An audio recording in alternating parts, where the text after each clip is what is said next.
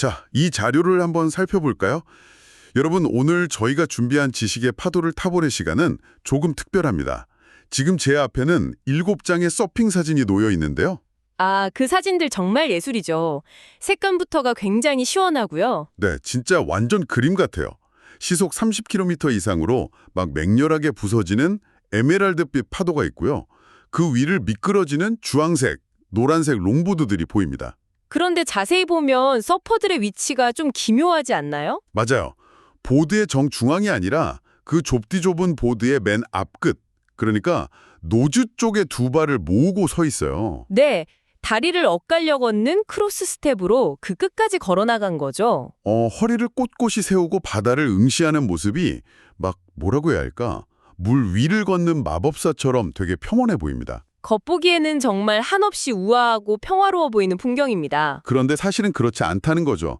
오늘 저희가 탐구할 주제는 바로 이 아름다운 사진들이 이면에 숨겨져 있는 지독하게 치밀한 물리학입니다. 네, 그리고 말리포라는 아주 특수한 전장에서 서퍼들의 생존 전술이기도 하죠. 맞습니다.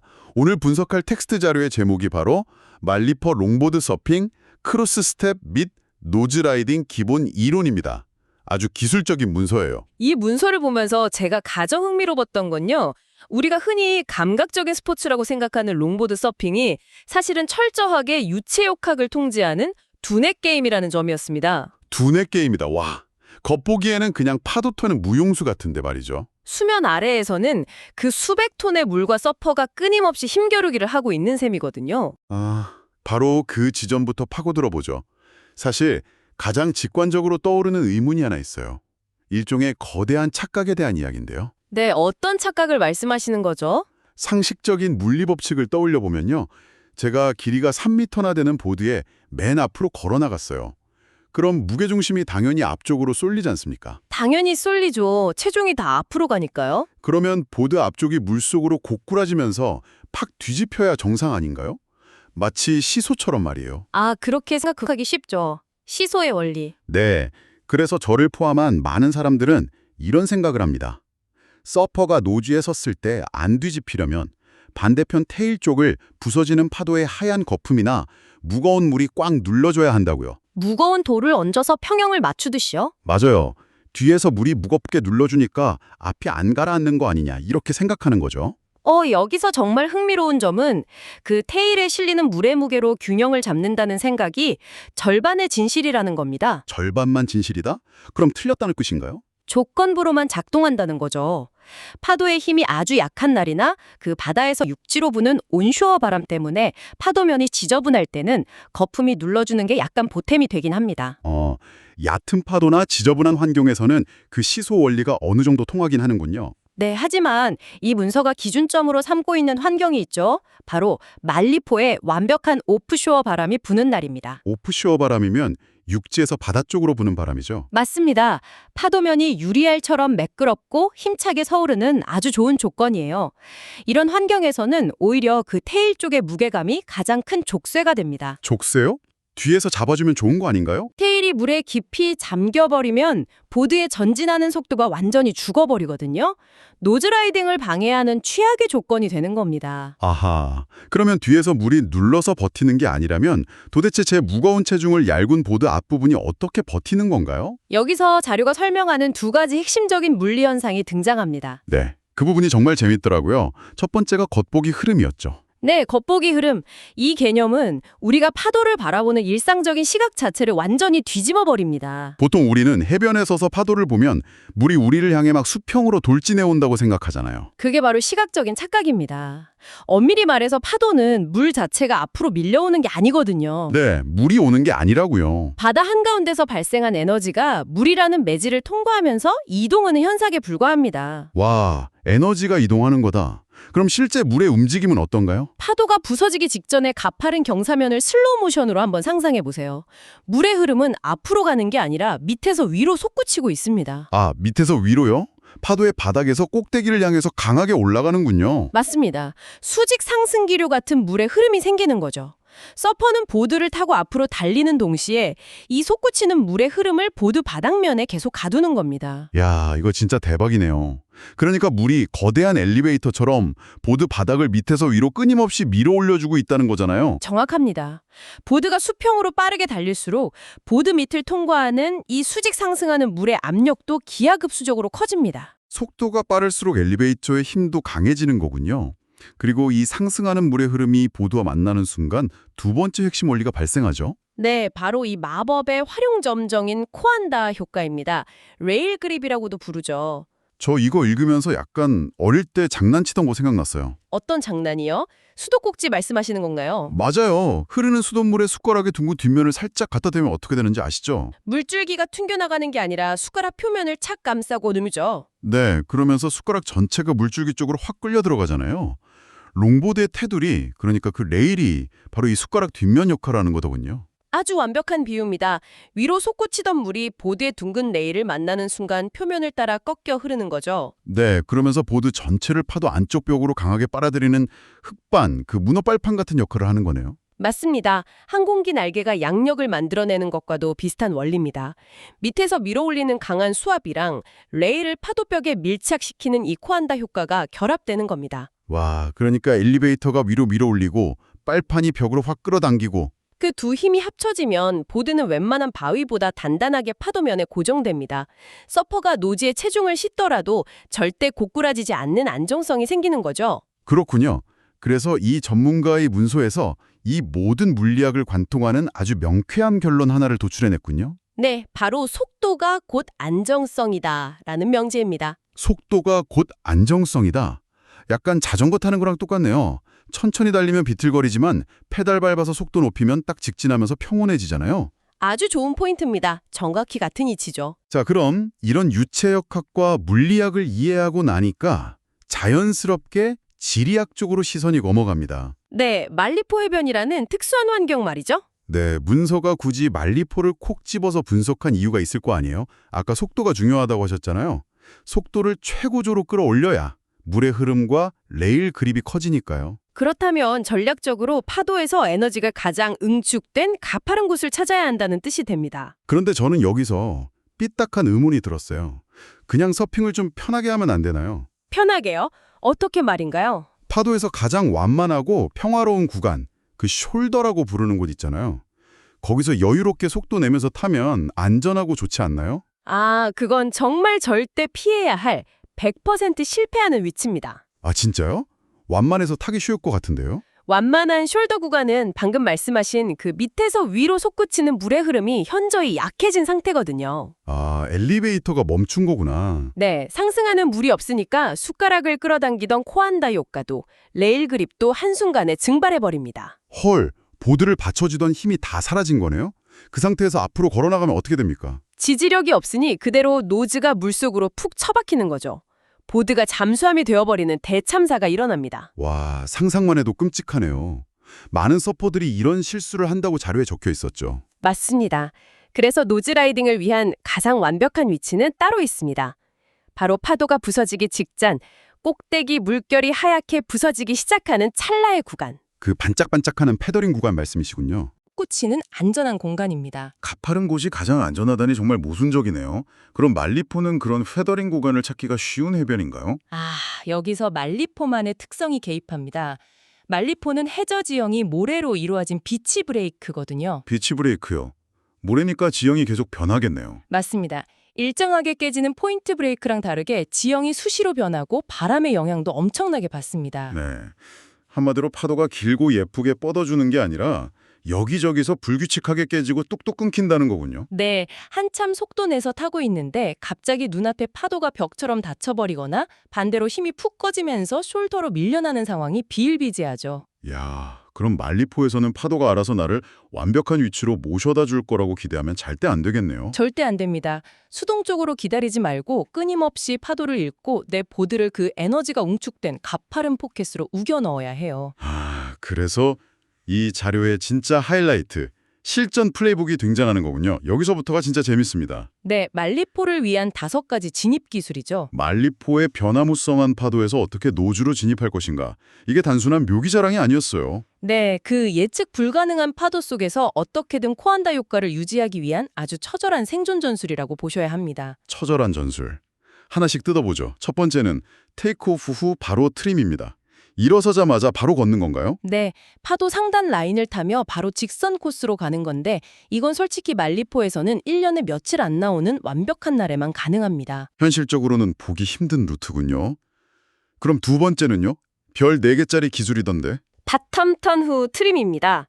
말리포에서 가장 많이 쓰이고 안정적인 방법이죠. 바텀톤이면 바닥으로 내려간다는 뜻이죠. 맞습니다. 테이크오프 직후에 파도의 맨 아래쪽으로 깊게 내려갔다가 그 낙하 에너지를 추진력 삼아서 다시 파도 상단으로 훅 꺾어 올라가는 겁니다. 아, 중력을 이용해서 속도를 얻는 거군요. 바닥을 치고 쫙 올라오면 보드 바닥에 파도의 상승 기류를 억지로라도 확 밀어 넣을 수 있겠네요. 정확합니다. 레일 그립을 극대화하는 아주 훌륭한 방법입니다. 그런데 전문가님, 저는 세 번째 기술인 스토를 읽으면서 약간 머리에 쥐가 났어요. 스토리요? 어떤 부분에서요? 스톨은 보드 뒤쪽을 발로 꾹 눌러서 자동차 브레이크 밟듯이 일부러 속도를 확 줄이는 기술이잖아요. 네, 속도를 강제로 늦추는 거죠. 아니, 아까 내내 속도가 곧 안정성이라고 속도를 내야 살 수 있다고 하셨으면서 왜 갑자기 속도를 죽이는 겁니까? 완전 논리적 모순 아닌 거요? 하하, 그 모순이 바로 서핑의 묘미입니다. 스톨은 서퍼가 파도의 속도보다 너무 빨라졌을 때 쓰는 전술이거든요. 파도보다 빠르면 좋은 거 아니에요? 시원하게 달리고? 내 보드가 너무 빠르면 어느새 파도의 힘이 응축된 포켓을 벗어나 버립니다. 아, 힘이 풀려버린 숄더 구간으로 빠져나가게 된다는 거군요. 맞습니다.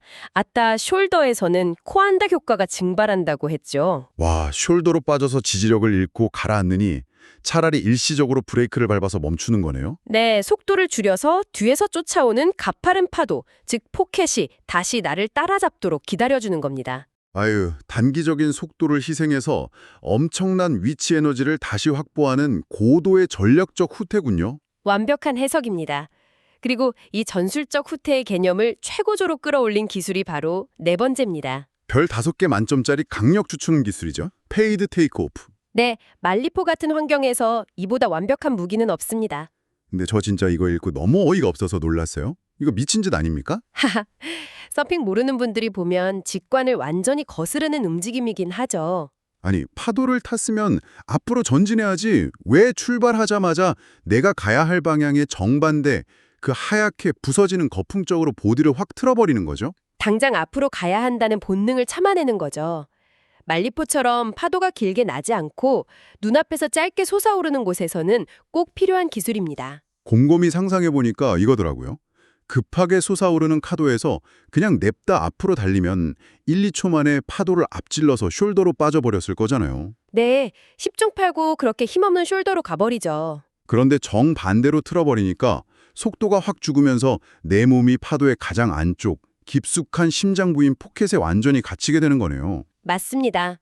그리고 그 찰나에 눈앞에서 가파른 수직벽이 딱 솟아오릅니다. 그때 활 시위를 뒤로 쫙 당겼다가 놓는 것처럼 180도로 방향을 획 틀어서 튕겨나가는 거군요. 그 엄청난 에너지를 온몸으로 다 받으면서요. 아, 정말 시적인 표현입니다.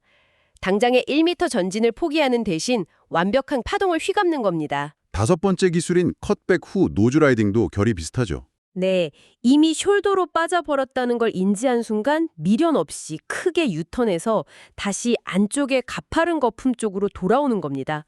끊긴 파도를 이어타는 중급자 필수 전술이죠. 결국 이 5가지 기술의 형태는 다 달라도 목적지는 단 하나네요. 네, 나를 밀어 올려줄 수압이 가장 강력한 파도의 가파른 벽면을 찾아가는 것입니다. 자, 그럼 이 치열한 전술들을 써서 드디어 포지션을 완벽하게 잡았다고 쳐봅시다. 에너지는 넘치고 보드는 막 맹렬하게 달립니다. 이제 진짜 무대, 크로스 스텝의 예술이 시작될 시간이죠. 우아하게 발을 그차하면서 걷는 시간인데 이 문서의 후반부를 보면 서퍼들이 진짜 뼈아프기가 없는 치명적인 타이밍의 함정에 대해 경고하고 있어요. 네, 인간의 본능과 물리학이 정면으로 충돌하는 가장 안타까운 지점이죠. 파도를 쭉 타다 보면 영원히 그 속도로 달릴 순 없잖아요. 필연적으로 보드 속도가 조금씩 느려지는 때가 오죠. 그 순간 인간의 뇌는 아주 1차원적인 계산을 해버립니다. 느려지네? 가속도가 필요해. 앞이 무거워지면 내리막길 구르듯이 추진력이 붙지 않을까? 이렇게 생각하는 거잖아요. 네, 그래서 본능적으로 체중을 노즈 쪽으로 이동시키려고 발을 떼는 겁니다. 속도를 잃어갈 때 무의식적으로 스텝을 밟는 거죠. 근데 전문가님, 이 현상을 지금까지 우리가 나눈 이야기랑 연결해 보면 진짜 소름 돋게 치명적인 실수라는 걸 알 수 있거든요. 네, 이 현상을 더 큰 관점에서 연결해 보면 정말 자충수라는 게 명확해집니다.